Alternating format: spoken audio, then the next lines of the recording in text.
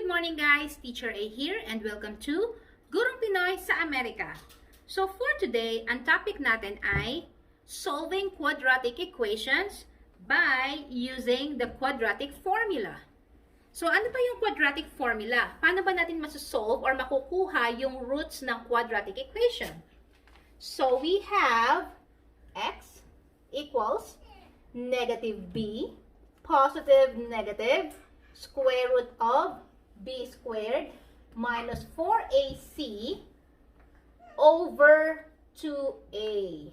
Yan. So, medyo mahaba yung ating quadratic formula. So, I suggest na i-memorize nyo itong quadratic formula na to. Okay? Kasi very useful siya, especially kung yung quadratic equation ay hindi kayang isolve through factoring. Okay? So, paano ba yan? Let's have example number 1. So, halimbawa, meron tayong x squared plus 3x plus 2 is equal to 0. So, ano ba ang roots ng quadratic equation na to? So, first step, i-identify nyo muna yung values ng a, b, and c.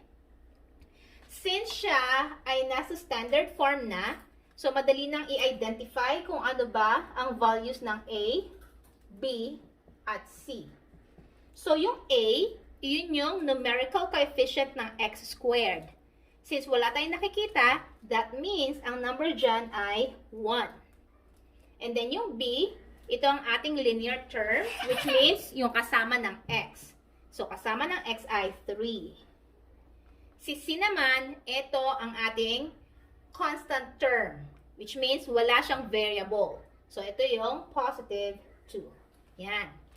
So, second step, isulat natin yung ating formula.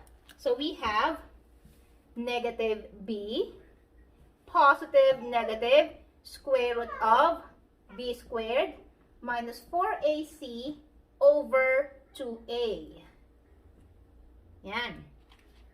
And then, ang third step natin, plug in the values of A, B, and C. So, this is equal to negative.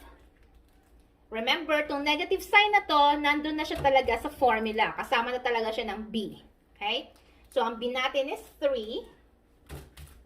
And then, positive, negative, square root of. Ano ang B natin? That's 3. So, 3 squared. Minus, nakasulat sa formula ay 4, multiplied by A, ang A natin ay 1, and then times C. Si C natin ay 2, over 2, kopyahin si 2, and then A, again, ang A natin ay 1. Okay? So, tapos na tayo sa first step. Second, third, fourth step, solve natin. So, solving this one, kopyahin muna si negative 3 sa labas. Then, positive, negative, square root of. Ano ba ang 3 squared? So, that means 3 times 3. So, meron tayong 9. Minus. Solve natin tong tatlo na to. 4 times 1 ay 4. Times 2 ay 8. And then, over. I-solve natin yung denominator. 2 times 1 ay 2. Okay. Next, solve natin yung nasa loob ng radical sign. So, we have negative 3, positive, negative. 9 minus 8 ay 1. So, we have square root of 1 over 2. And then, kunin natin ang square root ni 1. Ano ba yung number na kapag minultiply ay 1 ang sagot? Okay, that's 1. So, negative 3, positive, negative. Ang square root ni 1 ay 1 pa din, kasi 1 times 1 ay 1, then over 2. So, this time, sa pag-solve natin ng roots, hahatiin natin siya. Ihihiwalay natin si plus 1 sa minus 1. So, medyo wala na tayong space. Burahin ko muna yung nasa taas na quadratic formula. So, dito ko muna ilalagay yung continuation ng ating solution. So, paghiwalayin natin. So, dito si plus 1. So, we have negative 3 plus 1 over 2. And then, dito naman sa kabila, si minus 1. So, we have negative 3 minus 1 over 2. So, solve natin sila na magkahiwalay. So, negative 3 plus 1, isang negative, isang positive. So, isusubtract. 3 minus 1 ay 2. Mas malaki ang absolute value ni 3. Negative siya. So, negative 2 rito. And then, kopyahin si denominator na 2. Then, simplify. Negative 2 divided by 2 ay negative 1. So, therefore, ang first root natin ay negative 1. Second root naman tayo. Negative 3 minus 1, both negative. So, add the numbers. 3 plus 1 ay 4. Kopyahin ang common sign, which is negative. Kasi ang negative 3 minus 1 ay the same sa negative 3 plus negative 1. Pareho lang yon. So, over, kopyahin si denominator na 2. And then, simplify by dividing. Negative 4 divided by 2 ay negative 2. So, therefore, ang ating second root ay negative 2. So, yan. Medyo mahaba lang siya, pero kung susundin natin yung step-by-step procedure, makukuha natin yung ating mga roots. Next, example number 2. So, this time, lagyan naman natin ng value si A. Example, ang given natin ay, let's say, 2x squared plus 4x minus 6 equals 0. Yan. So, paano natin isosolve tong given na to? So, again, ang first step natin, i-identify natin yung values ni A, B, and C. But before that, make sure na yung given natin ay nasa standard form, which means naka-equate siya sa 0. Kung hindi, ilipat natin lahat sa left side and then equals 0. Okay? So, ang A natin ay yung quadratic term, which means yung kasama ni x squared, siya ay 2. Yung B natin ay yung nasa linear term, kasama ni x, and that is 4. And then yung C natin, yung constant term, negative 6. So, that's the first step. Second step, isulat natin yung quadratic formula natin para madaling mag-solve. So, we have negative b, positive negative, square root of b squared minus 4ac over 2a. Yan. Again, dapat memorize nyo si quadratic formula. Third step, i-plug in or i-substitute natin lahat ng values ng mga variables ni a, b, and c dito sa ating formula. So, kopyahin si negative. And then, ang value ni b ay 4. And then, positive, negative, square root of. Again, si b. B natin ay 4. Then, naka-square siya.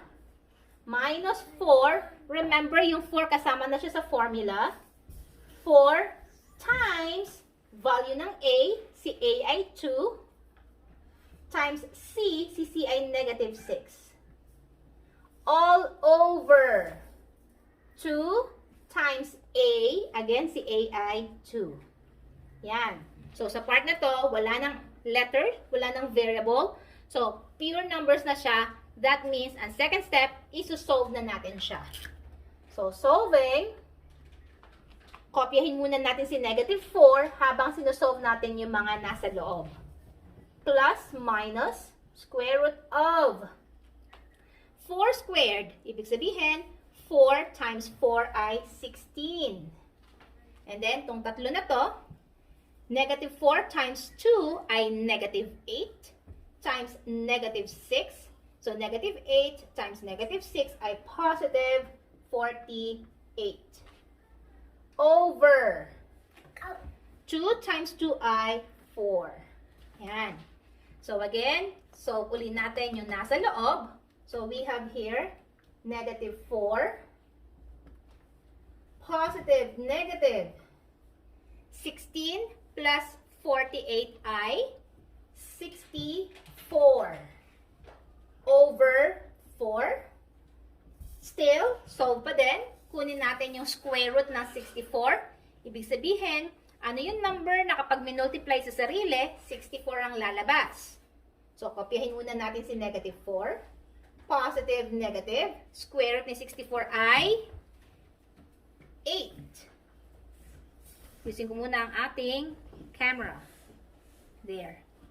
Over 4. So, this time, paghiwalayin na natin si plus 8 at saka si minus 8. So, dito, sa una, sa left side, we have negative 4 plus 8 over 4. And then dito sa right side, negative 4 minus 8 over 4. So, solve natin sila na magkahiwalay. So, we have negative 4 plus 8. Again, magkaiba ng sign. So, isusubtract. 8 minus 4 ay 4. Positive si 8, mas malaki siya. So, positive ang sagot. And then, kopyahin si over 4. Simplify this one by dividing. 4 divided by 4 ay 1. So, therefore, ang first root natin ay positive 1. And then, yung pangalawa naman, negative 4 minus 8 ay kapareho ng negative 4 plus negative 8. So, parehong negative. Add the numbers. 4 plus 8 ay 12. And then, copy the common sign, which is negative. Pareho silang negative. So, negative yung sagot. And then, kopyahin si over 4. So, simplifying, negative 12 divided by 4 is negative 3. So, therefore, ang second root natin ay negative 3. So, that's it. Kung natuto kayo sa lesson natin, I know complicated. No, hindi siya complicated. Mahaba lang siya. So, kung natuto kayo, kindly give me a like para i-share din ni YouTube sa iba at marami ring matutong katulad nyo. So, that's it for today. Paalam!